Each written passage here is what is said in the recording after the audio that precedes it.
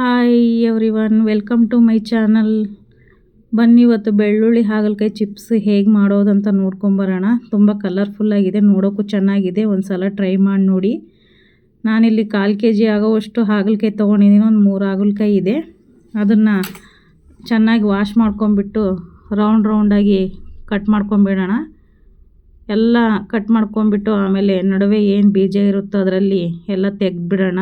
ಬೀಜ ಯಾರು ತಿನ್ನಲ್ಲೋ, ಯಾರು ಇಷ್ಟಪಡಲ್ಲೋ ಅವರು ತೆಗೆದ್ಬಿಡಿ. ಇಲ್ಲ ಇಷ್ಟಪಡೋರು ಹಾಗೆ ತಿನ್ನಿ, ಪರವಾಗಿಲ್ಲ. ಹಾಗಲಕಾಯಿ ಯಾರು ತಿನ್ನಲ್ವೋ, ಮಕ್ಳಿಗೆ ಇಷ್ಟ ಆಗಲ್ವೋ, ಈ ಥರ ಒಂದು ಸಲ ಟ್ರೈ ಮಾಡಿ ನೋಡಿ. ಒಂದು ಸಲ ಈ ಥರ ಮಾಡಿಕೊಡಿ, ಅವರೇ ಪೂರ್ತಿ ಖಾಲಿ ಮಾಡಿಬಿಡ್ತಾರೆ. ಆ ಥರ ಚೆನ್ನಾಗಿರುತ್ತೆ, ತುಂಬ ಚೆನ್ನಾಗಿರುತ್ತೆ. ಒಂದು ಸಲ ನೀವು ಕೂಡ ಟ್ರೈ ಮಾಡಿ ನೋಡಿ. ನಾನು ಮನೇಲಿ ಮಾಡಿದೆ, ಎಲ್ಲರೂ ಇಷ್ಟಪಟ್ಟು ತಿಂದರು.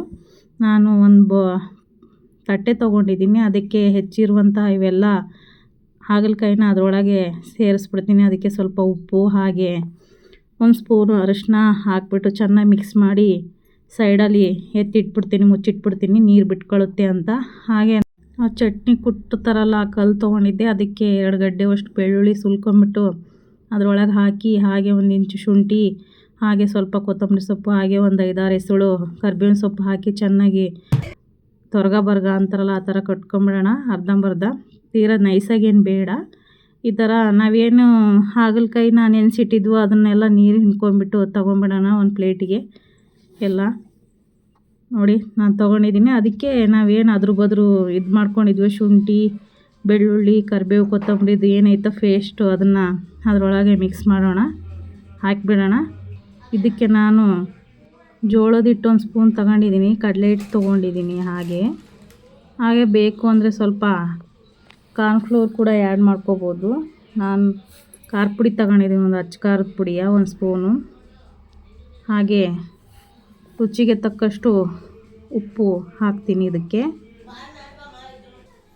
ನಿಮಗೆ ರುಚಿಗೆ ಎಷ್ಟು ಬೇಕೋ ಅಷ್ಟು ಹಾಕ್ಕೊಳ್ಳಿ. ಹಾಗೆ ನಾನೊಂದು ಸ್ವಲ್ಪ ಮೊಸರು ತೊಗೊಂಡಿದ್ದೀನಿ. ಇದನ್ನೆಲ್ಲ ಚೆನ್ನಾಗಿ ಮಿಕ್ಸ್ ಮಾಡ್ಕೊಂಬಿಡೋಣ. ಒಂದು ಸಲ ಎಲ್ಲ ಚೆನ್ನಾಗಿ ನಾದ್ಕೊಂಬಿಡೋಣ. ಇದೆಲ್ಲ ನಾದ್ಕೊಂಡು ಮಿಕ್ಸ್ ಮಾಡ್ಕೊಂಬಿಡೋಣ, ಎಲ್ಲ ಮಸಾಲೆ ಕಲಿಯೋ ಹಾಗೆ. ಈ ಥರ ಮಾಡಿದ್ರೆ ತುಂಬ ಚೆನ್ನಾಗಿರುತ್ತೆ ಫ್ರೆಂಡ್ಸ್, ತಿನ್ನಲಿಲ್ಲದವ್ರು ಸಮೇತ ತಿಂತಾರೆ. ನೋಡಿ, ಯಾರೆಲ್ಲ ನನ್ನ ಚಾನಲ್ ನೋಡ್ತಾ ಇದ್ರು ದಯವಿಟ್ಟು ಸಬ್ಸ್ಕ್ರೈಬ್ ಮಾಡ್ಕೊಳ್ಳಿ, ಹಾಗೆ ಒಂದು ಲೈಕ್ ಮಾಡಿ, ಹಾಗೆ ಫ್ಯಾಮಿಲಿ ಫ್ರೆಂಡ್ಸಿಗೂ ಶೇರ್ ಮಾಡಿ. ಇಲ್ಲಿ ನಾನೊಂದು ಬಾಂಡಿಲಿ ಎಣ್ಣೆ ಕಾಯಕ್ಕಿಟ್ಟಿದ್ದೆ, ಕಾದಿದೆ. ಅದಕ್ಕೆಲ್ಲ ನಾನು ಒಂದೊಂದೇ ಎಲ್ಲ ಹಾಕ್ತಾಯಿದ್ದೀನಿ. ಹಾಗಲಕಾಯಿನ ಏನು ಕಲಸಿಟ್ಕೊಂಡಿದ್ವಿ ಅದನ್ನೆಲ್ಲ ಅದರೊಳಗೆ ಹಾಕ್ತಾಯಿದ್ದೀನಿ. ಇದನ್ನು ಚೆನ್ನಾಗಿ ಕ್ರಿಸ್ಪಿಯಾಗಿ ಬರೋವರೆಗೂ ಇದನ್ನು ಚೆನ್ನಾಗಿ ಕರ್ಕೊಂಬಿಡೋಣ. ಚೆನ್ನಾಗಿ ಗೋಲ್ಡನ್ ಕಲರ್ ಬರಬೇಕು ಆ ಥರ. ಇಲ್ಲಿ ಆಲ್ರೆಡಿ ರೆಡಿಯಾಗಿದೆ ನೋಡಿ, ಎಷ್ಟು ಚೆನ್ನಾಗಿ ಕಾಣಿಸ್ತಾ ಇದೆ. ಈ ಥರ ನೀವು ಒಂದು ಸಲ ಮನೇಲಿ ಟ್ರೈ ಮಾಡಿ ನೋಡಿ. ತಿನ್ನಲಿಲ್ಲರ ಸಮೇತ ತಿಂದು ತಟ್ಟೆ ಪೂರ್ತಿ ಖಾಲಿ ಮಾಡ್ತಾರೆ, ಆಗಿರುತ್ತೆ. ಅಷ್ಟು ಚೆನ್ನಾಗಿ ಬರುತ್ತೆ, ಕಹಿ ಕೂಡ ಬರೋದಿಲ್ಲ, ಅಷ್ಟು ಚೆನ್ನಾಗಿರುತ್ತೆ. ತಿಂದಿರೋದೇ ಗೊತ್ತಾಗಲ್ಲ, ಅಷ್ಟು ಚೆನ್ನಾಗಿರುತ್ತೆ. ಒಂದು ಸಲ ಟ್ರೈ ಮಾಡಿ ನೋಡಿ. ನಾನು ಇದನ್ನು ಪ್ಲೇಟಿಗೆ ಸರ್ವ್ ಮಾಡ್ಕೊತೀನಿ. ಹಾಗೆ ಇನ್ನೊಂದು ರೈಸು, ಸಾಂಬಾರು, ಬೇಳೆ ಸಾಂಬಾರು ಈ ಥರ ಏನಾರು ಮಾಡಿರ್ತೀವಲ್ಲ ಅದ್ರ ಜೊತೆ ಹಂಚ್ಕೊಳ್ಳೋಕ್ಕೂ ಚೆನ್ನಾಗಿರುತ್ತೆ, ಹಾಗೆ ತಿನ್ನೋಕ್ಕೂ ಚೆನ್ನಾಗಿರುತ್ತೆ. ನೋಡಿ ಎಷ್ಟು ಕಲರ್ಫುಲ್ಲಾಗಿ ಕಾಣಿಸ್ತಾ ಇದೆ. ಮತ್ತು ಈಗ ಮತ್ತೇನು ಕಲಸಿದ್ದೀನೋ ಸ್ವಲ್ಪ ಹಾಗಲಕಾಯಿಗಳು ಇತ್ತು, ಅದೆಲ್ಲ ಅದರೊಳಗೆ ಹಾಕ್ತೀನಿ. ಇವಾಗ ಹಾಕಿಬಿಟ್ಟು ಮತ್ತೆ ಇನ್ನೊಂದು ರೌಂಡು ಎಲ್ಲ ಅದರಲ್ಲಿ ಫ್ರೈ ಕರ್ಕೊಂಬಿಡ್ತೀನಿ. ನೋಡಿ ಫ್ರೆಂಡ್ಸ್, ಎಷ್ಟು ಚೆನ್ನಾಗಿ ಕಾಣಿಸುತ್ತೆ ಅಂತ ಅಂದ್ಬಿಟ್ಟು ಒಂದು ಸಲ ಟ್ರೈ ಮಾಡಿ ನೋಡಿ ನೀವು ಕೂಡ.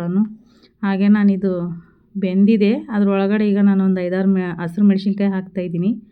ಹಾಗೆ ಇದನ್ನು ಚೆನ್ನಾಗಿ ಅದರಲ್ಲೇ ಎಣ್ಣೆಲಿ ಕರೆದ್ಬಿಡೋಣ. ಅದ್ರ ಜೊತೆ ಸ್ವಲ್ಪ ಕರಿಬೇವಿನ ಸೊಪ್ಪು ಹಾಕಿದ್ರೂ ನೋಡೋಕ್ಕೆ ಚೆನ್ನಾಗಿರುತ್ತೆ, ತಿನ್ನೋಕ್ಕೂ ಚೆನ್ನಾಗಿರುತ್ತೆ ಮಧ್ಯೆ. ಹಾಗಾಗಿ ನಾನು ಇದನ್ನು ತೊಗೊಂಡಿದ್ದೀನಿ. ನೋಡಿ, ಇವಾಗ ಫ್ರೈ ಮಾಡ್ಕೊಂಬಿಡೋಣ. ನೋಡಿ, ಇದೆಲ್ಲ ಈಗಾಗಲೇ ಆಗಿದೆ ಆಲ್ರೆಡಿ. ಇದನ್ನು ಮತ್ತೆ ಪ್ಲೇಟಿಗೆ ಹಾಕ್ಕೊಂಬಿಡೋಣ. Thank you for watching. ಯಾರೆಲ್ಲ ನನ್ನ ಚಾನಲ್ ನೋಡ್ತಾ ಇದ್ದೀರೋ